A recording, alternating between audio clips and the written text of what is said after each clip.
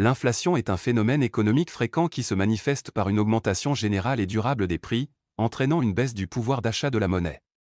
Si elle est souvent perçue comme une menace pour les ménages, elle peut néanmoins, lorsqu'elle est modérée, refléter une dynamique économique favorable. Dans quelle mesure l'inflation influence-t-elle le développement humain d'un pays? En premier lieu, nous allons montrer que l'inflation modérée favorise le développement humain, et en second lieu, nous allons expliquer qu'une inflation excessive constitue un frein à l'amélioration de l'IDH. L'inflation ne produit pas uniquement des effets négatifs. Lorsqu'elle est modérée et maîtrisée, elle traduit une dynamique économique favorable et peut contribuer à l'amélioration du bien-être de la population.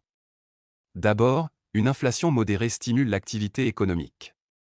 En effet, elle entraîne une baisse du taux d'intérêt réel, ce qui incite les ménages et les entreprises à recourir davantage au crédit.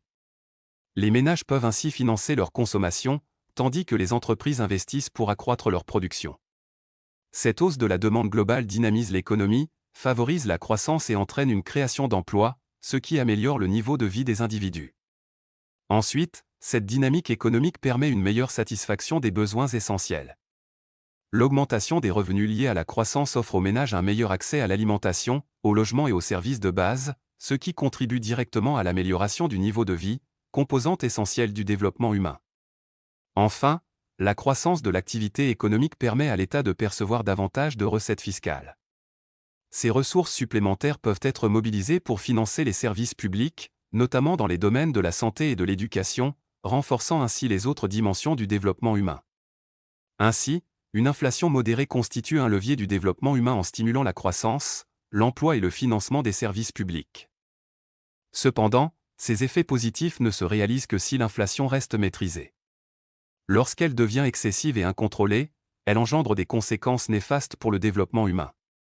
Lorsque l'inflation devient forte et instable, elle provoque des déséquilibres économiques qui nuisent au bien-être des populations et compromettent le développement humain. D'abord, l'inflation excessive entraîne une dégradation du pouvoir d'achat. La hausse rapide et incontrôlée des prix pénalise particulièrement les ménages à revenus faibles ou fixes, dont les revenus n'augmentent pas au même rythme que les prix. Cela réduit leur capacité à satisfaire leurs besoins essentiels et accentue les inégalités sociales. Ensuite, cette situation affecte négativement la santé des populations. L'augmentation du coût des soins et des médicaments limite l'accès aux services de santé, notamment pour les plus défavorisés. Par ailleurs, l'État, confronté à une hausse de ses dépenses, peut être contraint de réduire ses budgets de santé, ce qui détériore la qualité des services et peut réduire l'espérance de vie. Enfin, l'inflation excessive compromet l'accès à l'éducation. Face à la hausse du coût de la vie, certaines familles retirent leurs enfants de l'école pour les faire travailler. De plus, la diminution des investissements publics dans l'éducation limite la qualité de l'enseignement et freine le développement du capital humain. Ainsi, une inflation excessive constitue un frein majeur au développement humain en dégradant le niveau de vie, la santé et l'éducation. En définitive, l'inflation exerce des effets contrastés sur le développement humain. Lorsqu'elle est modérée et maîtrisée, elle stimule l'activité économique, favorise la création d'emplois et permet le financement des services publics, contribuant ainsi à l'amélioration des composantes de l'IDH. En revanche, lorsqu'elle devient excessive et incontrôlée, elle dégrade le pouvoir d'achat, accentue les inégalités sociales et compromet l'accès à la santé et à l'éducation. Dès lors, dans quelle mesure l'État peut-il intervenir efficacement pour maîtriser l'inflation tout en préservant le développement humain?